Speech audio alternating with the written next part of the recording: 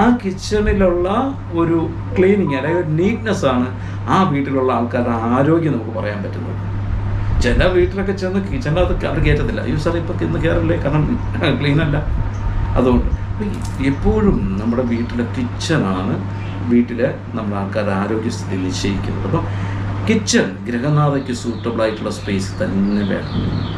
നമ്മൾ ശ്രദ്ധിക്കേണ്ട കാര്യം, കാരണം നോർമലി ഇപ്പോൾ കിച്ചന് 3 സ്ഥാനങ്ങളുണ്ട്. നോർത്ത് ഈസ്റ്റ്, അതായത് വടക്ക് കിഴക്ക് ഈശാന്യകോണിലും തെക്ക് കിഴക്ക് അഗ്നികോണിലും. ഇത് രണ്ടും ഇല്ല എങ്കിൽ മാത്രമേ വടക്ക് പടിഞ്ഞാറ് വായുകോണിൽ വയ്ക്കുകയുള്ളൂ. വേറെ ഒരിടത്തും കിച്ചണിൽ സാധാരണ കൊടുക്കൽ, കിഴക്കും വടക്കൊക്കെ വരുന്നുണ്ട്, വേറെ അധികം നമ്മൾ കൊടുക്കാൽ. ഇമ്പോർട്ടൻ്റ് ആയിട്ടുള്ള 1ാം സ്ഥാനം ഈശാന്യകോണും, 2ാം സ്ഥാനം അഗ്നിയും, 3ാം സ്ഥാനം വായുകോണുമാണ് കിച്ചണിലെ ഏറ്റവും പവർഫുൾ. പക്ഷേ നമ്മൾ ഫെങ്ഷുയി മുഖേന നോക്കുമ്പോഴോ ആ വീട്ടിലെ ഗ്രഹനാഥയ്ക്ക് ഏറ്റവും കൂടുതൽ പോസിറ്റീവ് എനർജി കിട്ടുന്ന ഭാഗം എവിടെയാണോ, ഈ